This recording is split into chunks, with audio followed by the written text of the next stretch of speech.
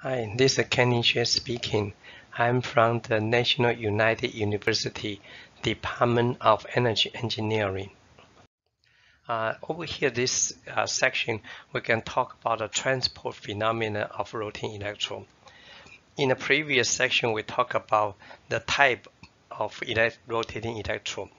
Most popular electrode being used is a rotating disk electrode.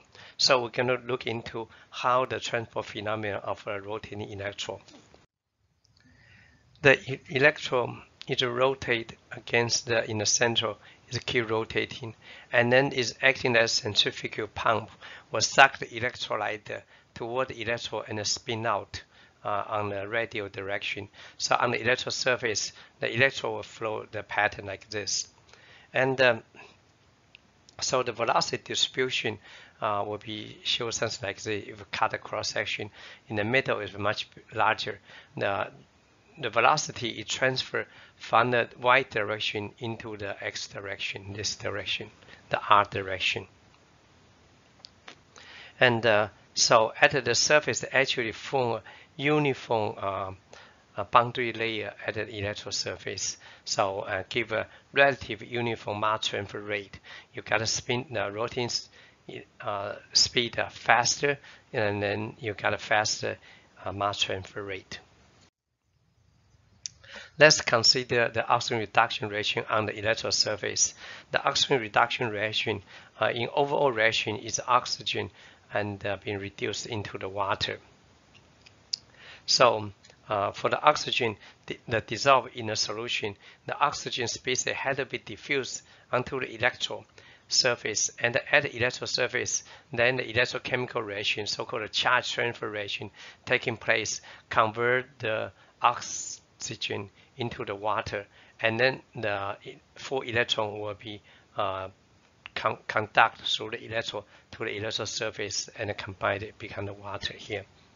So actually these two processes, charge transfer process and diffusion, should be equal at a steady state.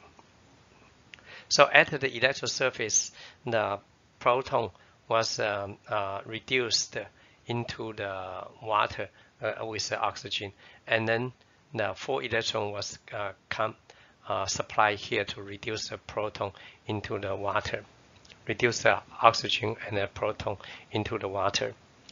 So, and the solution, the concentration profile of the oxygen will be shown like this. At the electrode surface, oxygen was consumed in the bulk is remained constant here. So, if the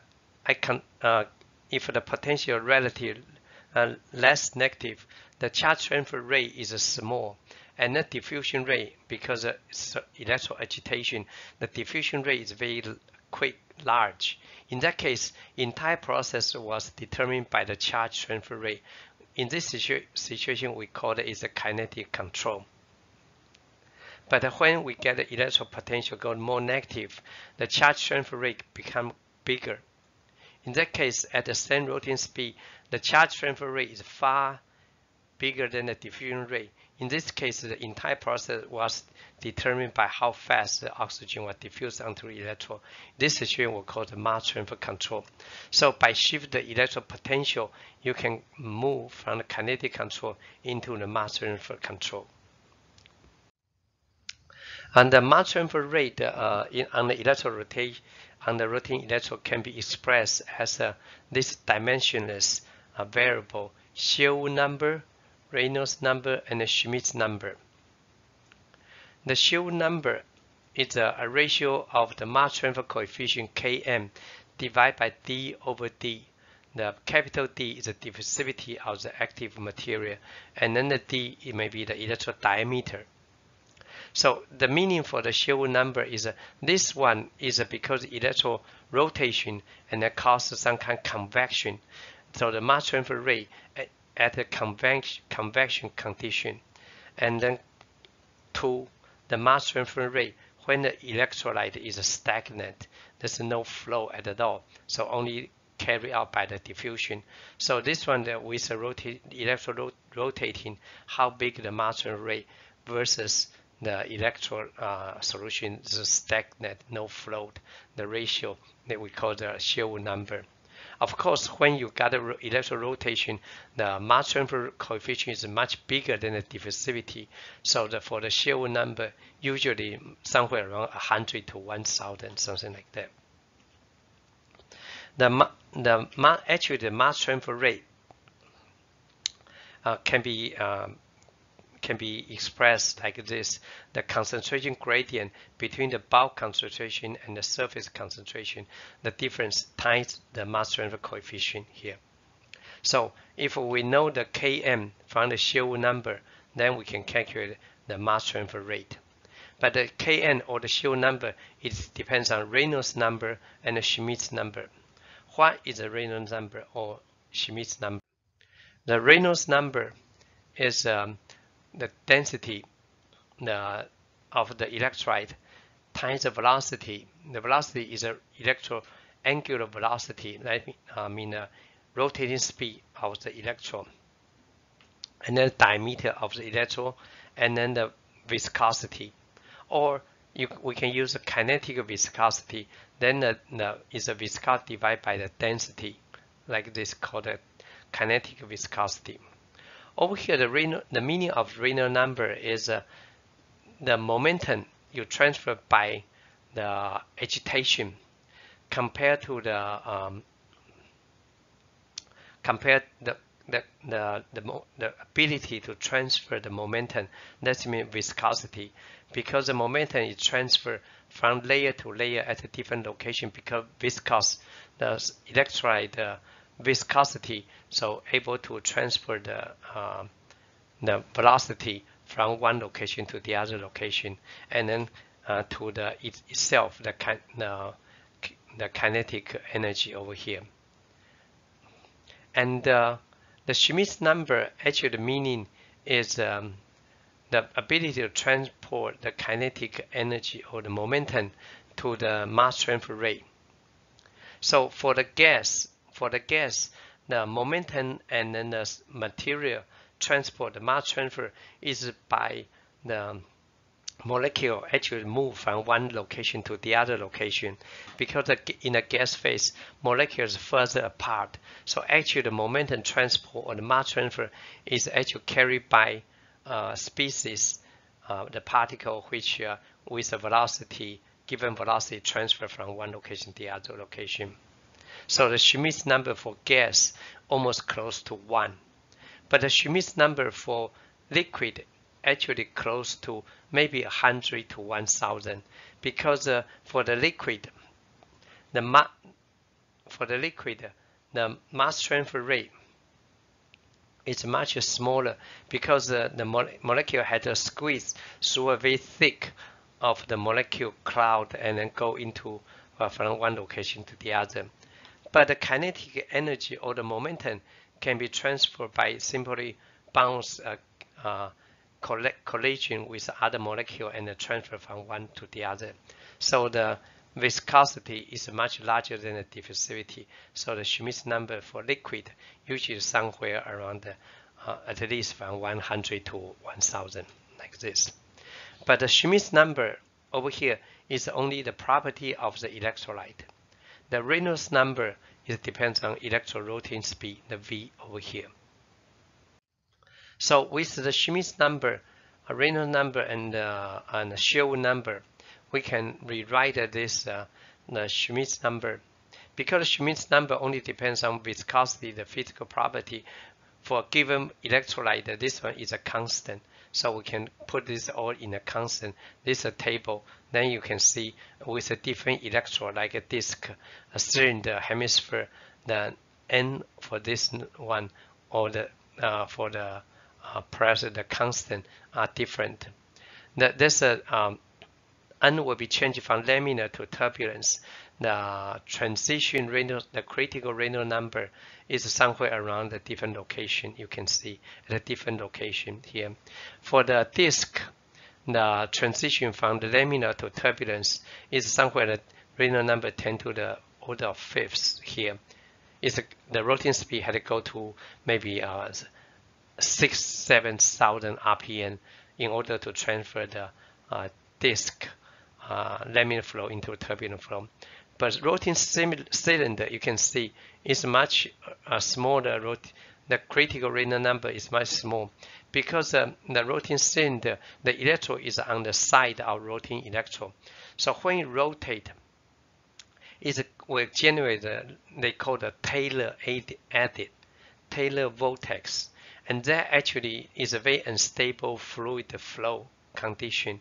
So, and a very small Reynolds number will change from laminar to turbulent flow. So from this one, most that we've been used is a disk. So, and most we've been used in the laminar flow.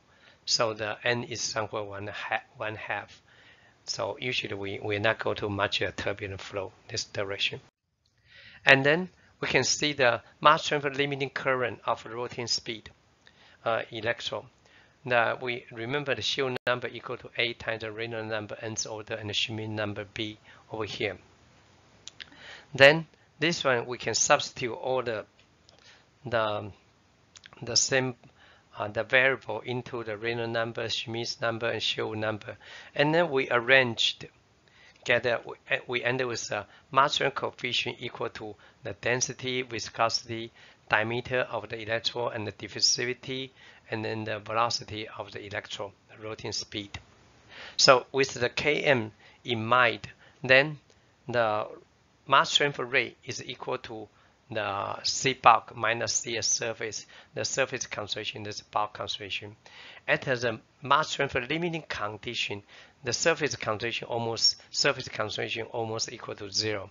So we end with a mass flow rate equal to the mass transfer rate equal to the Km times the Cp, the bulk concentration. So with the Faraday equation, we can substitute the Km into this equation. We end up with a new equation like this, and the bulk concentration we put over here, and everything like density, diffusivity, and then the diameter of electrode during the experiment usually is a constant. But over here we put the viscosity, kinematic viscosity out here. Then with the Faraday law, the mass flow rate times ZF, then we got a mass transfer limiting current. We can end with this equation. That will be depends on the electrode rotating speed, the concentration in the bulk, kinematic viscosity, diffusivity, and then the constant over here. So, so over here the mass transfer rate, and we can express like this. And actually, when the mass transfer rate is Jm, and then the kinetic current is in the electrode surface is Ik over here. We assume that say at the steady state, the mass transfer rate times if we convert into the Faraday law, then is the mass transfer current should be equal to the reaction kinetic current.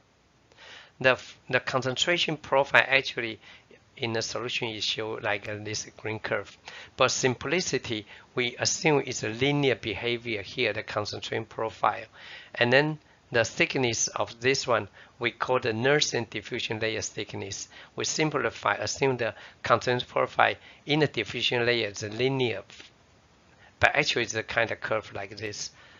And then the diffusivity, the thickness of the Nernst diffusion layer is a function of rotating speed. The electrode rotates at much faster than the thickness getting less.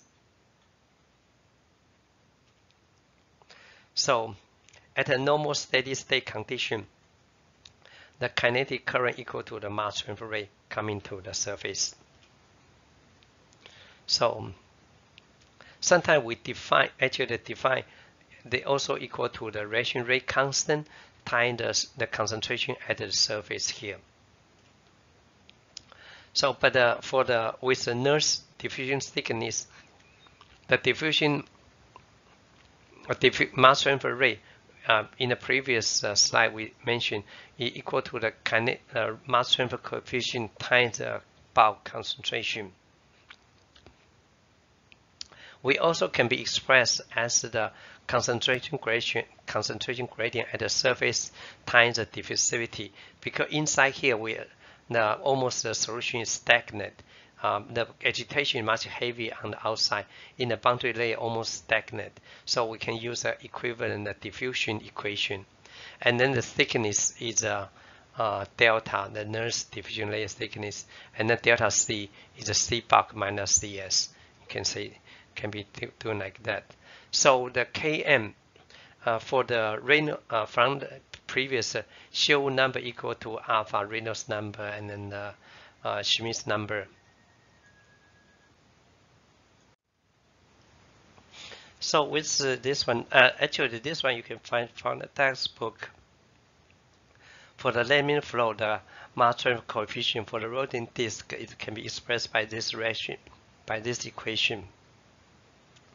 So you can substitute this one into here, and then you end up with a kinetic current.